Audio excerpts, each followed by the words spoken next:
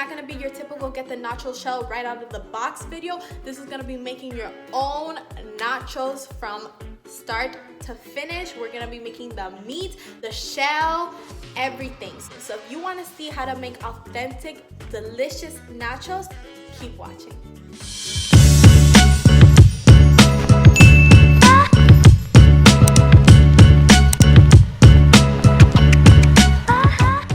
Welcome back to another video. Today's video is going to be an episode of Cooking with Trish. We are going to be making nachos. I'm going to go ahead and get started and let you guys know what we need in order to make this delicious recipe. So the first thing we're going to need, of course, is your ground beef. I'm going to use this ground turkey breast just because it is 99% more lean. So the second thing you're going to need are flour tortillas. Make sure you get the soft ones because we are gonna be frying them in order to make our own nachos. Seasoning to season your ground beef. I personally like to use adobo, or you could just do whatever seasoning you like to use. Salsa roja,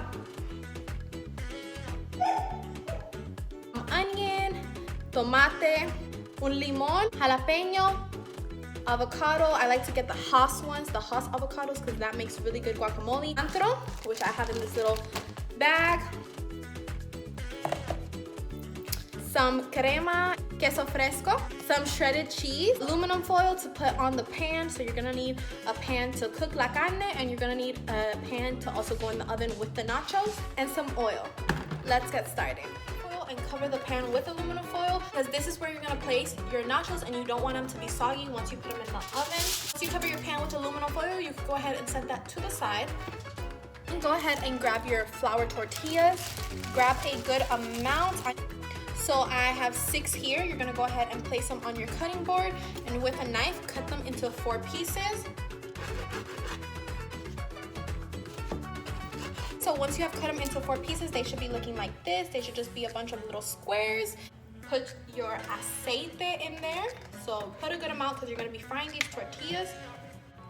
And then go ahead and turn that on to high, and you're just basically gonna wait until the oil starts getting hot in there. If it doesn't sizzle, it is not hot enough for you to fry. Okay, so I already hear the oil kind of popping. You guys see how it's sizzling? That's how it should be. You can go ahead and start putting your flour tortillas in there.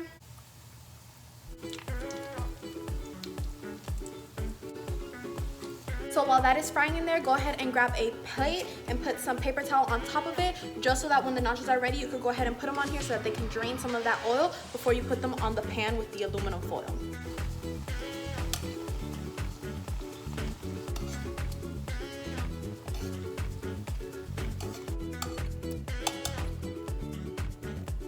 So we have our nachos just all sitting there. Go ahead and start cooking that turkey breast. Talking about, you see this little like empty coffee container? I'm gonna go ahead and put some of the oil in there because I'm gonna use that pan to cook the turkey breast.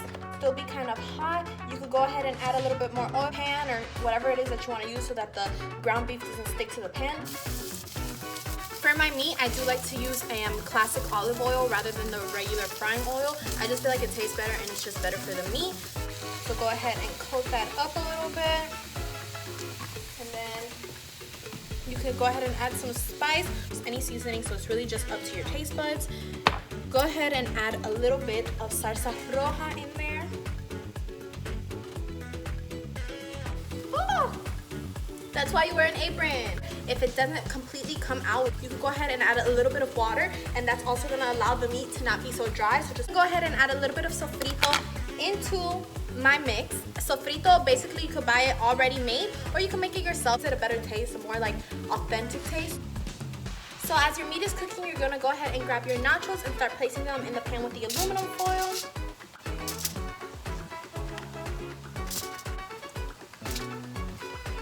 Go ahead and add some salt to your nachos because they're warm, so it's gonna stick on it.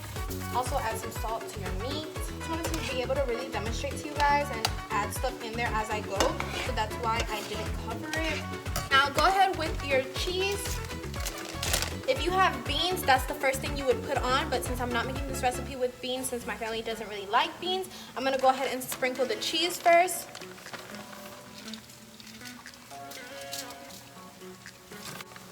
My family loves cheese, so go ahead and put as much as you like. I'm gonna put a good amount. If you were to use beans, you could make them yourself, or you could go ahead and use these.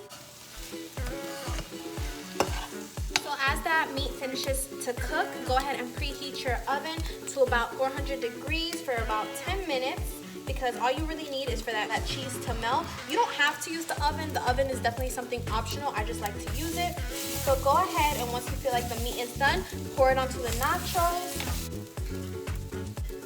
So just pour it on top, evenly distribute it. I'm just gonna go ahead and sprinkle this little bit of cheese that I have left in here. You see it's not much, so I was just like, let me put it on top of the meat.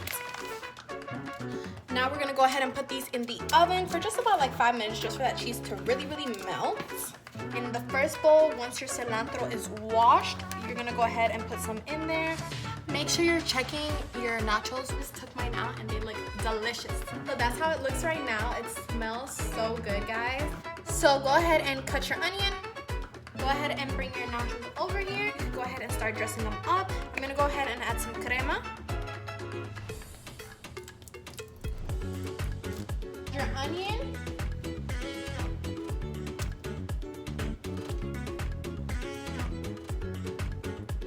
Go ahead and add your diced tomate on top. Poco de limón. I'm gonna go ahead and put un poco de cilantro. Queso fresco. Just gonna tap it up with a little bit more crema.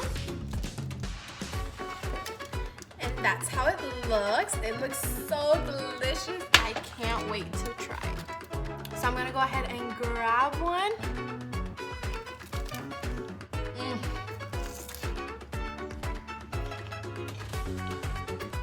Bomb. This is so good. I will never eat out of those boxes of taco shells again. You gotta fry your own shell.